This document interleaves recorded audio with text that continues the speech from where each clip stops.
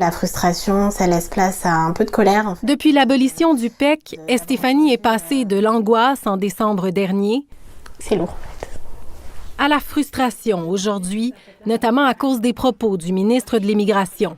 S'il voulait rassurer, je trouve que c'est un échec complet, puisqu'il a juste répété ce qu'on entend depuis le mois de novembre. La tension va baisser, les gens seront rassurés, on pourra mesurer l'efficacité de ce nouveau programme de sélection des travailleurs qualifiés.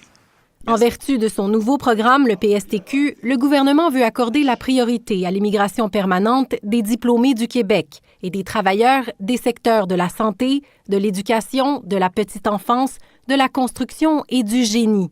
Environ 2500 invitations seront faites par mois pour un total de 29 000 immigrants économiques permanents par année. Moi, quand je suis rentrée à la maison hier, mon fils de 10 ans il m'a dit « Maman, est-ce que tu as été sélectionnée ?» Et j'ai dû lui dire non. Il m'a dit « Qu'est-ce qui se passe ?» Je dis « On attend encore. » Qu'Ottawa renouvelle le permis de travail. Le ministre Roberge renvoie aussi la balle à Ottawa, pressant le fédéral de renouveler les permis de travail temporaires. Oui, Ottawa a sa part de responsabilité, mais à l'heure actuelle, c'est M. Roberge qui bloque toutes les démarches. C'est pas Ottawa. Au stade où on en est là précisément. Mais pas question de clause de droit acquis pour les orphelins du PEC, le programme qui était considéré comme la voie rapide vers la résidence permanente. Donc, je vais être clair une fois pour toutes, nous ne ramènerons pas le PEC.